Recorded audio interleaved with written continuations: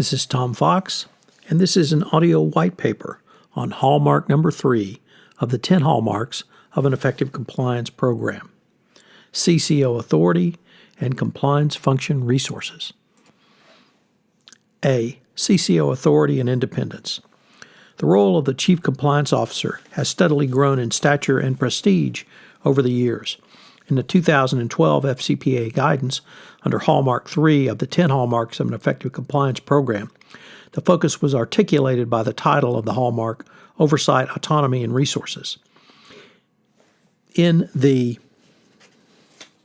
2012 FCPA guidance, it focused on whether the CCO held senior management status and had a direct reporting line to the Board of Directors, stating, in appraising a compliance program, the DOJ and SEC will consider whether a company has assigned responsibility for the oversight and implementation of a compliance program to one or more specific senior executives within an organization. Those individuals must have appropriate authority within the organization, adequate autonomy from management, and sufficient resources to ensure that the company's compliance program is implemented effectively. Adequate autonomy generally includes direct access to an organization's governing authority, such as the Board of Directors and committees of the Board of Directors. This hallmark was significantly expanded in both the Evaluation of Corporate Compliance Programs document and the new FCPA Corporate Enforcement Policy. The DOJ's Evaluation of Corporate Compliance Programs made the following query about the CCO position, Prong 3, Autonomy and Resources. Stature. Has the compliance function compared with other strategic functions in the company in terms of stature, compensation levels, rank, title, reporting line, resources, and access to key decision makers? What has been the turnover rate for compliance and relevant control function personnel? What role has compliance played in the company's strategic and operationalized decisions? Autonomy. Have the compliance and relevant control functions had direct reporting lines to anyone on the Board of Directors? How often do they meet with the Board of Directors? Are the members of senior management present for those meetings?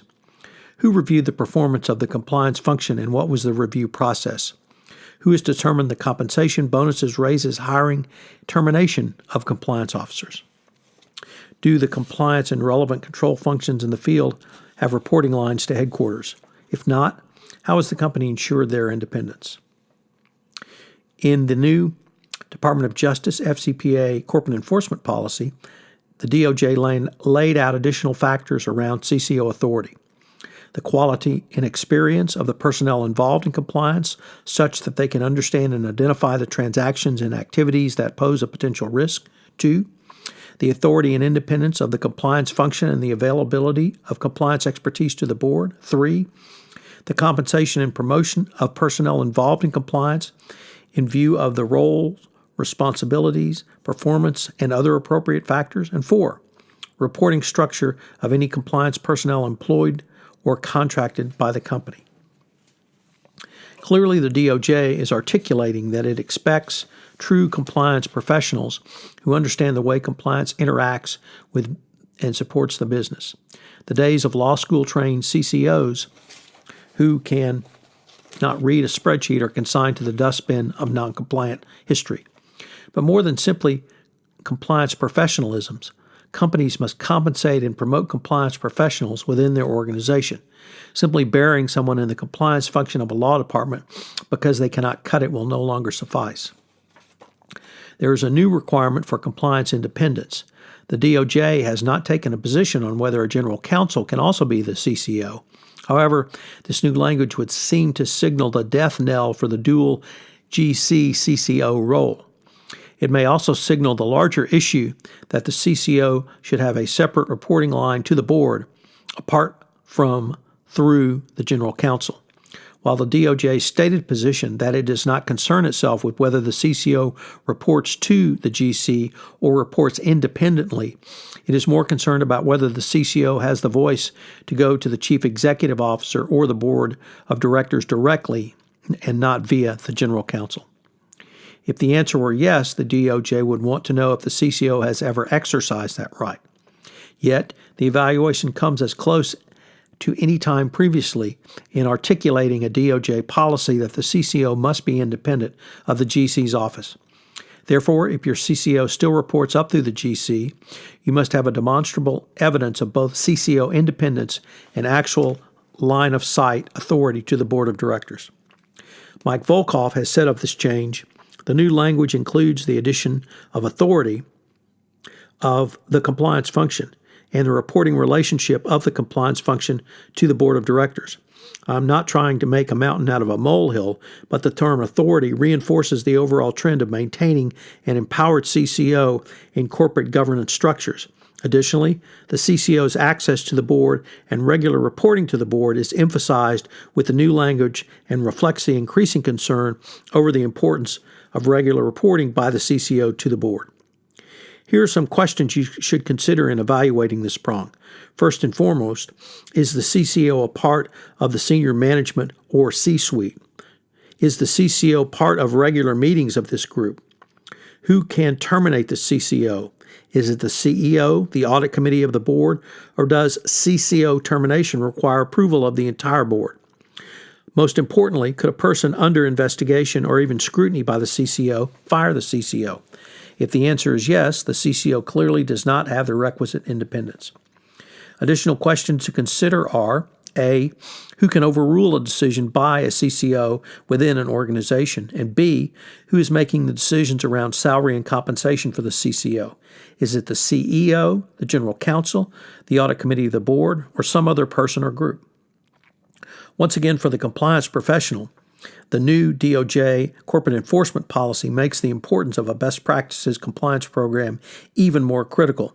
The Department of Justice is focusing more on the role, expertise, and how the compliance function is treated within an organization. Pay your CCO considerably less than the GC, you may now better be able to justify that discrepancy, or you may not be in good stead with the Department of Justice. If you have a legal department budget of $3 million and a compliance department budget of $500,000, you may be starting behind the eight ball. The evaluation of corporate compliance programs and the new Department of Justice FCPA corporate enforcement policy build upon the 10 hallmarks of an effective compliance program and demonstrate the continued evolution in the thinking of the Department of Justice around the CCO position and the compliance function. Their articulated inquiries can only strengthen the CCO position, specifically, and the compliance function more generally. The more the DOJ talks about independence coupled with resources being made available to and authority concomitant with the CCO position, the more corporations will see it directly in their interest to provide the resources, authority, and gravitas to the compliance profession in their organizations. B, the compliance function in an organization. The role of the compliance professional and the compliance function in a corporation has steadily grown in stature and prestige over the years. As previously noted in the 2012 FCPA guidance, under Hallmark 3 of the 10 Hallmarks of an Effective Compliance Program, the focus was articulated by the title, Oversight, Autonomy, and Resources. When it came to the corporate compliance function, the guidance simply noted that the government would consider whether the company devoted adequate staffing and resources to the compliance program given the size, structure, and risk profile of the business. This hallmark was significantly expanded in the new Evaluation of Corporate Compliance Programs documents and the FCPA Corporate Enforcement Policy. The evaluation made the following queries about the CCO position. Under Prong 3, Autonomy and Resources, Compliance Role, the following questions were asked. Was compliance involved in training and decisions relevant to the misconduct? Did compliance or relevant control functions, e.g. legal, finance, or audit, ever raise a concern in the areas of where the misconduct occurred? Empowerment, the following questions. Have there been specific instances where compliance raised concerns or objections in the area in which the wrongdoing occurred? How has the company responded to such compliance concerns? Have there been specific transactions or deals that were stopped, modified, or more closely examined as a result of compliance concerns? Under the topic Funding and Resources, the following questions were asked. How have decisions been made about the allocation of personnel and resources for the compliance and relevant control functions in light of the company's risk profile? Have there been times when requests for resources by the compliance and relevant control functions been denied? If so, how have those decisions been made? The evaluation of corporate compliance programs added one new set of queries based upon the evolution of the corporate compliance program since 2012. Outsourced compliance functions, the following questions were asked. Has the company outsourced all or part of its compliance function to an external firm or consultant? What has been the rationale for doing so? Who's been involved in the decision to outsource? How has that process been managed, including who oversaw or liaised with the external firm or consultant? What access level does the external consultant or firm have to company information? How has the effectiveness of the outsourced process been assessed? In the new FCPA corporate enforcement policy, the DOJ listed the following factors relevant to a corporate compliance function that it would consider as indicia of an effective compliance and ethics program. 1.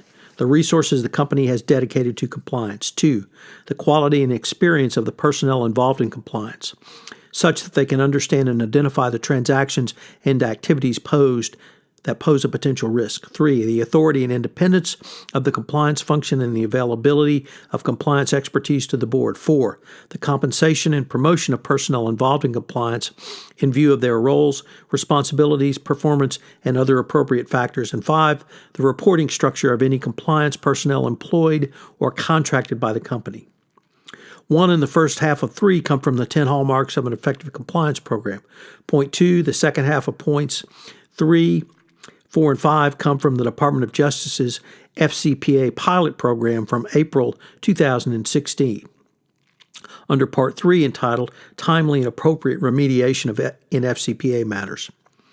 Clearly, the DOJ is articulating that in an operationalized compliance program, it expects true compliance professionals who understand the way compliance interacts with and supports the business. The companies must compensate and promote compliance professionals within their organization. Funding and resources. Now you will have to justify your corporate compliance spend. This means at a minimum you will have to meet some general industry standard. If a corporation tries to lowball both the pay to compliance professionals as well as the dollar and headcount made available to a compliance function, it will not be viewed positively. Also, as noted in the evaluation of corporate compliance programs, a company must be prepared to defend any request for compliance resources that are turned down. Budget requests and allocations are always difficult times in any corporation. There is never enough money to go around, and most senior management thinks it is their job to slash all budget requests as a simple matter of course. Now such blanket management will be penalized. If a compliance function is so hampered by resource restrictions it cannot carry out the basic functions needed for a compliance program to operate, it will not find favor under either the evaluation of corporate compliance programs or the new FCPA corporate enforcement policy. If there are compliance projects needed to address basic compliance risks which are not funded because management failed to heed a corporate chief compliance officer or compliance functions budget request, this could be evidence of conscious indifference by senior management. Role of compliance and empowerment. More than simply throwing money at the compliance function as if that would ever happen, the Department of Justice is now inquiring into how the compliance function and its recommendations are treated. If there is business unit override of compliance decisions, there must be an auditable decision trail. This is, of course, anathema to corporate executives who do not want to put themselves at risks.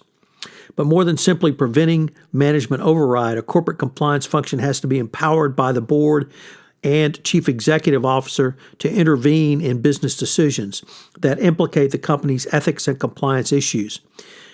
Compliance with Business Code of Ethics, Agent, Distributor, and Supplier Codes of Conduct, Training, Communication, and Internal Investigations.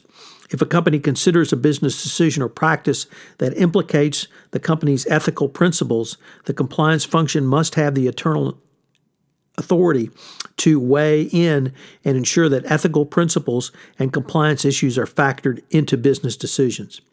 Outsourcing of compliance. This area of compliance practice has arisen largely since the articulation of the 10 hallmarks of an effective compliance program in the 2012 guidance.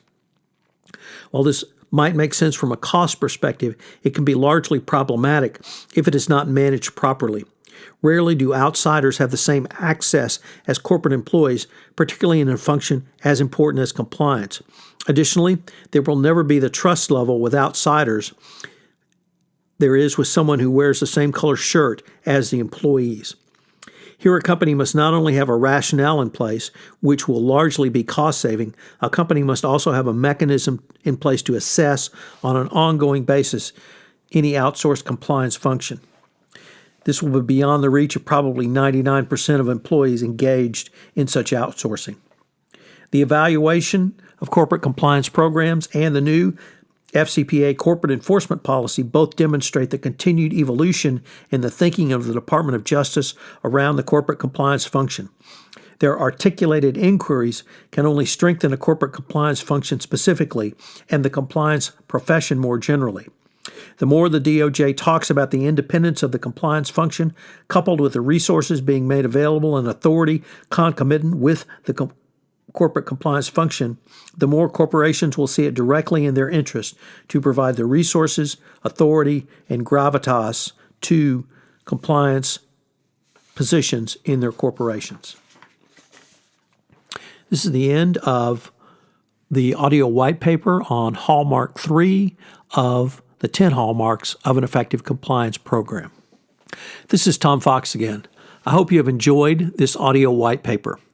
If you'd like more information on Hallmark number 3, or indeed more information on the authority of the corporate compliance function, the Chief Compliance Officer, I hope you will check out my new book, The Complete Compliance Handbook.